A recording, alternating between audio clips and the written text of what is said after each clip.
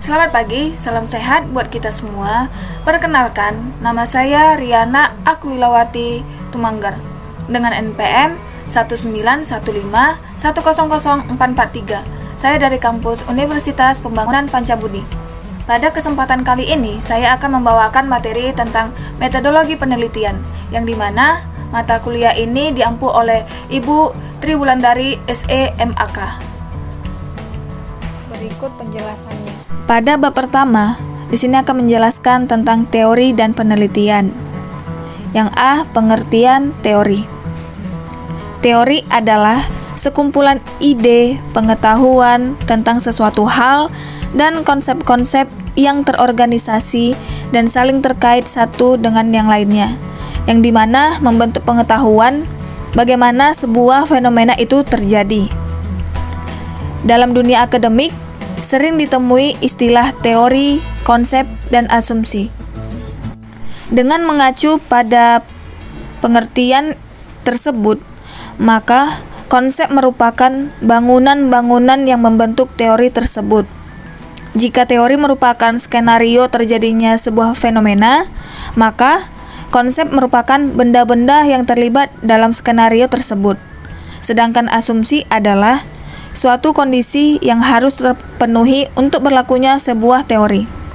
Asumsi juga dianggap sebagai titik awal starting point dalam merumuskan sebuah teori. Adapun ciri-ciri yang dimiliki oleh teori, yaitu yang pertama, berisikan seperangkat asumsi sebagai titik awal sebuah skenario. Yang kedua, menceritakan seperti apa sebuah fenomena, bagaimana dan mengapa fenomena tersebut berubah atau berkembang. Yang ketiga, terdiri dari konsep-konsep yang saling terkait sebagai sebuah sistem ide. Yang keempat, ada hubungan sebab akibat di antara konsep-konsep tersebut dengan penjelasan spesifik pada konteks apa yang terjadi pada hubungan seperti apa.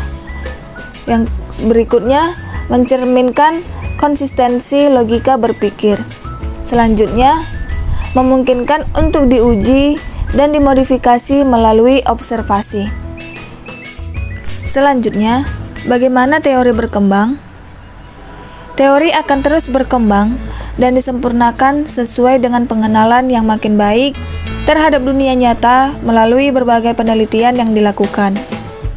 Dalam memahami dan menjelaskan bagaimana suatu teori berkembang, ada beberapa pendekatan, antara lain, yang pertama, induktivisme, kedua, falsifikasi, ketiga, research program, keempat, paradigma Kuhn, dan kelima adalah anarkisme. Menurut induktivisme, teori dapat berkembang melalui kombinasi penalaran induktif dan deduktif. Sedangkan menurut falsifikasi, selalu ada sebuah teori awal yang mendasari pengembangan teori selanjutnya. Kemudian, research programs, pendekatan ini, teori dan sains akan berkembang melalui penelitian yang dilakukan dengan memperhatikan tiga komponen atau lapisan dalam program penelitian, yaitu negatif heuristik atau sebagai lapisan terdalam, kemudian protektif Bell atau lapisan tengah, dan positif heuristik atau lapisan terluar. Sedangkan menurut paradigma Kuhn, sains dan teori berkembang melalui rangkaian tahapan-tahapan tertentu.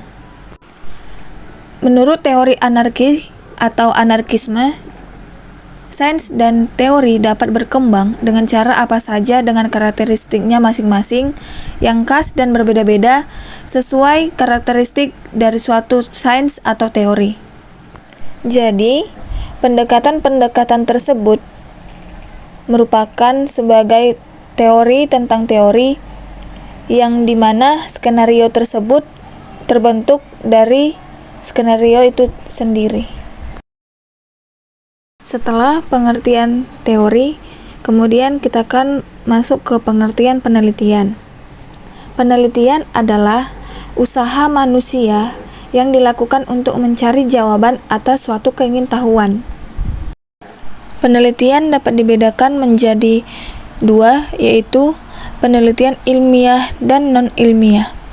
Suatu penelitian dikatakan ilmiah apabila memenuhi beberapa kriteria, yaitu purposive, systematic, logic, rigor, dan replicability.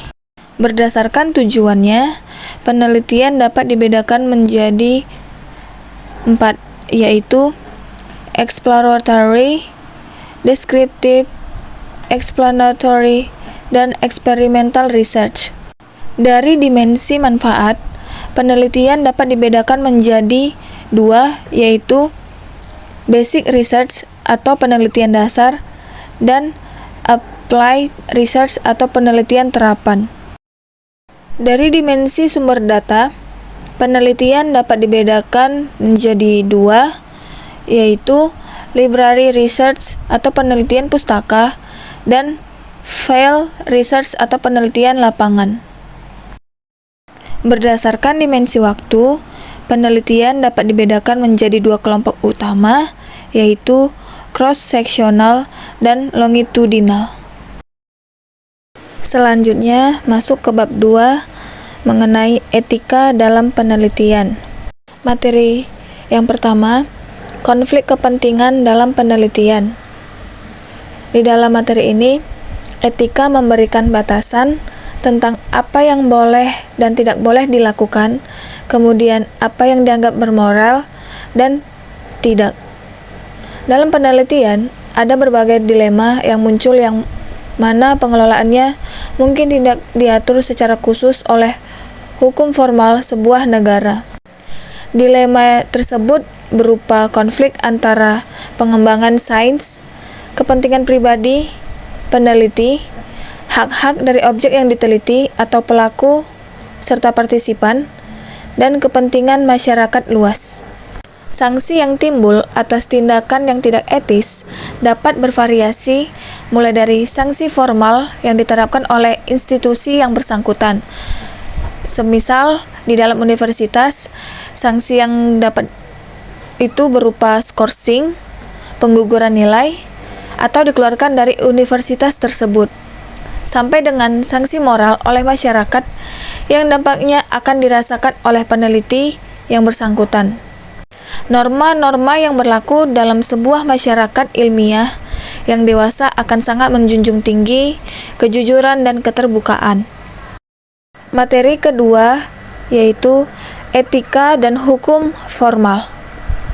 Dalam etika dan hukum formal, batasan etika tidak selalu sama dengan hukum formal. Belum tentu yang tidak melanggar hukum formal pasti etis. Etika dalam penelitian tidaklah berdiri sendiri. Hal ini berhubungan juga dengan lingkungan ekonomi, hukum, politik, dan sosial budaya di sebuah negara.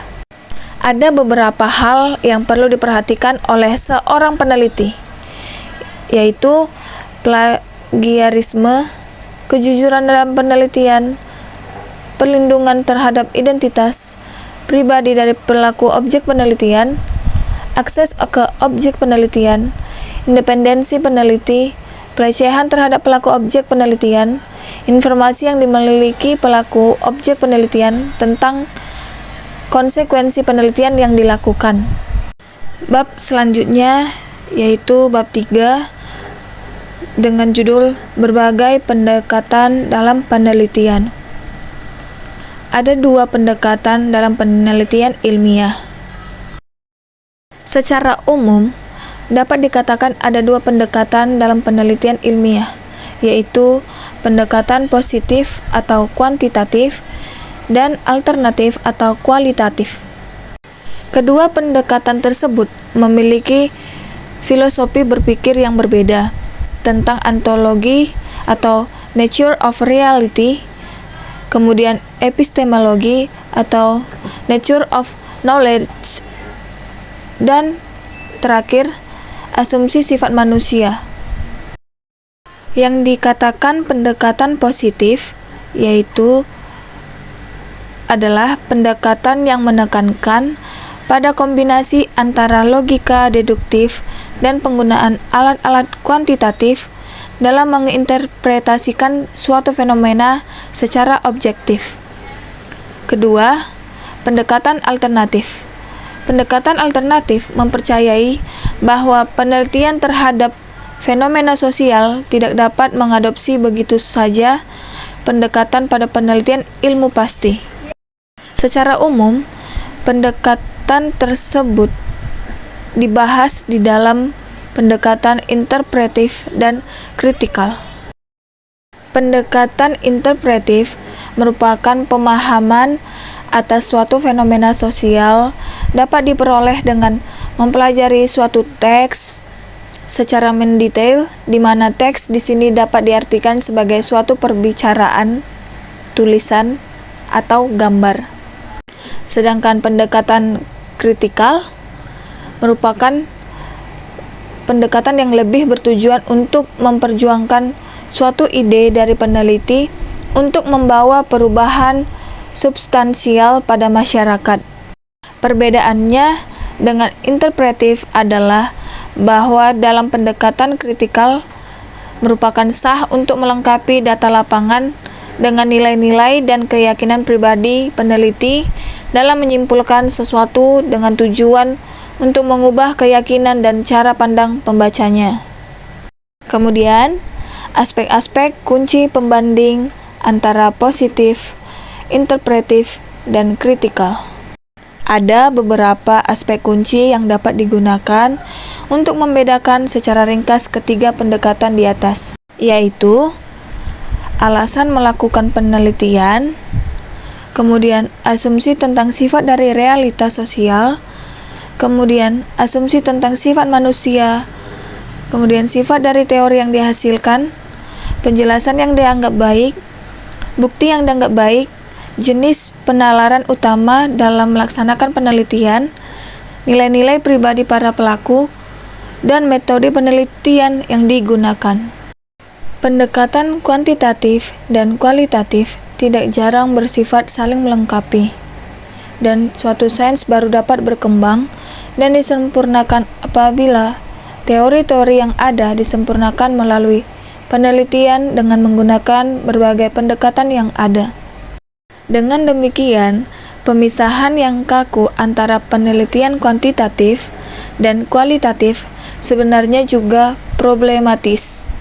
Namun, tidak jarang dalam beberapa penelitian kuantitatif, interview singkat terhadap responden juga dilakukan oleh peneliti. Hal yang sama juga dapat ditemui dalam beberapa penelitian kualitatif, di mana data-data statistik juga digunakan untuk membantu menginterpretasikan hasil wawancara atau pengamatan. Demikian materi yang sudah saya sampaikan pada saat ini. Semoga materinya dapat bermanfaat bagi kita semua. Salam sehat.